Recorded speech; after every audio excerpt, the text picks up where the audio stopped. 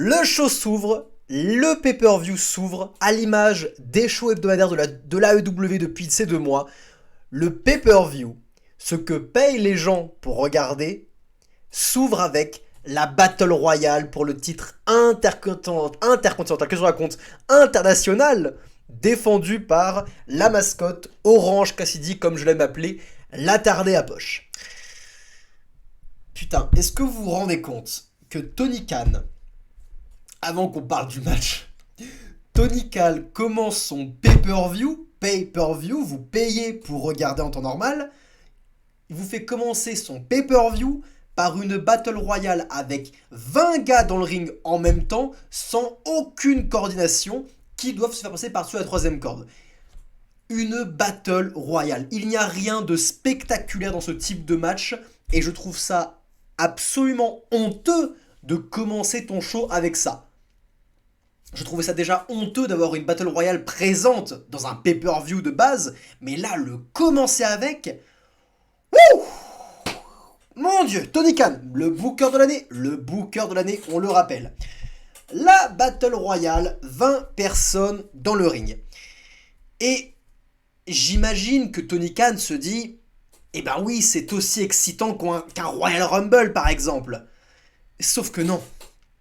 Et commençons par là, comparons une Battle Royale pour un titre, le titre international en l'occurrence, avec un Royal Rumble, puisque la WWE propose très peu de Battle Royale en pay-per-view, à part si c'est dans le kick-off. Sinon, c'est plutôt rare. Alors, ouah, le Royal Rumble est une stipulation pour désigner le vainqueur qui affrontera un champion dans le main event de WrestleMania. L'enjeu est immense. Il est bien plus grand que même n'importe quel championnat intercontinental ou championnat US. C'est un immense enjeu. De plus, les lutteurs rentrent chacun leur tour toutes les 2 minutes. Le match commence avec 2 personnes dans le ring. Nous avons donc 2 personnes dans lesquelles s'investir. Une personne à huer et l'autre à acclamer potentiellement. Et au fur et à mesure, une nouvelle personne va rentrer, notre attention va se tourner sur cette personne-là, et ainsi de suite. Mais l'attention du spectateur est toujours orientée sur 1 ou 2 lutteurs. Jusqu'au moment où on arrive à énormément de monde dans le ring et où en général un géant arrive pour cleaner tout le bordel. Ainsi, les Royal Rumble sont bookés et construits de sorte à que, en tant que spectateur, même si nous avons 20 personnes à regarder dans le ring, nous ne sommes jamais perdus puisque nous sommes investis au moins 10 ou 30 secondes sur un lutteur. Mais de manière vraiment concentrée. La Battle Royale de AEW Double or Nothing commence avec, je dirais, 10 lutteurs dans le ring. Donc, pour gagner, il faut faire passer son adversaire par-dessus la troisième corde et être le dernier survivant des 20 personnes. Et nous avons directement 10 personnes dans le ring, donc c'est déjà énormément de bordel, tout le monde se tape dessus, on ne sait pas qui encourager, on perd même de vue le champion, on ne sait même plus où est Orange Cassidy. Ce qui est assez problématique. Et de plus, on a 10 autres lutteurs qui attendent à l'extérieur du ring, qui ne sont pas encore rentrés. Ils peuvent rentrer à n'importe quel moment, quand ils le veulent, mais dès qu'ils sont dans le ring, s'ils passent par-dessus la troisième corde, ils se font disqualifier. Et je voyais Brian Cage, un des heels, à l'extérieur du ring sur la rampe, attendre tranquillement. Et moi, dans ma tête, j'étais en mode, bah oui, il a raison. Il a raison, pourquoi tout le monde ne fait pas ça? Pourquoi tout le monde n'attend pas? En fait, à l'extérieur du ring, vous avez juste à attendre que tout le monde s'élimine, vous rentrez dans le ring en pétant la forme et vous gagnez. C'est stupide. Pourquoi ils se battaient tous? Pourquoi ils allaient tous dans le ring? Ça n'avait aucun sens. Reste à l'extérieur, tranquillou.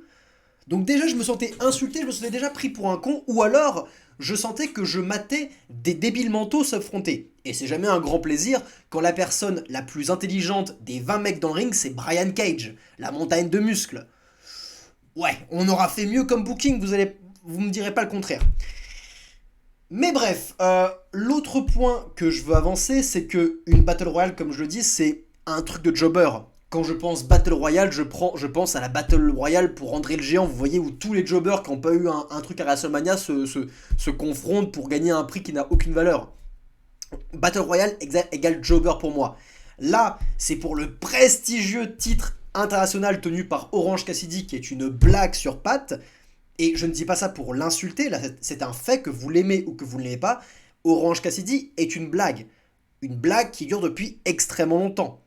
Le gimmick d'un mec qui s'en bat les couilles, qui fait semblant de catcher, qui a les mains dans les poches, c'est une blague.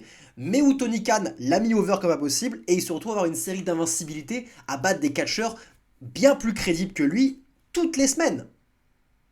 Un choix que je déteste, qui m'horripile, qui me fait haïr ce catcheur, non pas parce que de bas je ne l'aime pas, mais parce qu'il est mis à une position qui me rebute, une position que je ne comprends pas au vu de son gimmick. Le mec est complètement over, le mec est booké comme Mickey O'Neill, putain de snatch. Le mec est invulnérable. Et il est mis over, il est plus intéressant que les 20 autres personnes dans le ring, parce que c'est lui le champion, c'est lui l'homme à battre. Et qui sont ces 20 personnes dans le ring? Une poignée de jobbers qui se retrouvent confondus avec des mecs comme Keith Lee, des mecs comme Jay White, des mecs comme Ricky Starks, des mecs qui sont immensément plus talentueux et qui peuvent faire bien plus de choses et d'audience pour l'AEW que ce putain d'attardé à poche. Parce que ce sont des gens crédibles, que de nouveaux spectateurs qui découvrent l'AEW peuvent se ranger derrière. Orange Cassidy est l'icône et la mascotte d'un public de niche qui ne peut pas attirer d'autres personnes que le public déjà acquis de l'AEW.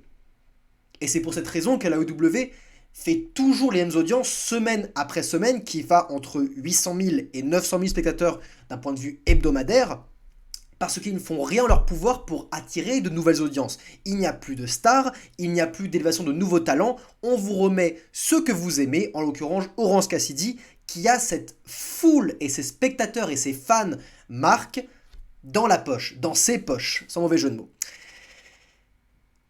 C'était une farce de commencer avec une Battle Royale de la sorte, je m'en foutais, j'ai quasiment tout skippé pour arriver à la fin où Orange Cassidy a triomphé face à Swerve Strickland. Oui, le combat final entre les deux était plutôt sympa, mais pour en arriver là, ça a mis extrêmement de temps et je pense que c'est en dépit de beaucoup de talent. Donc, merde à ce match, merde à cet opener, passons directement à la suite.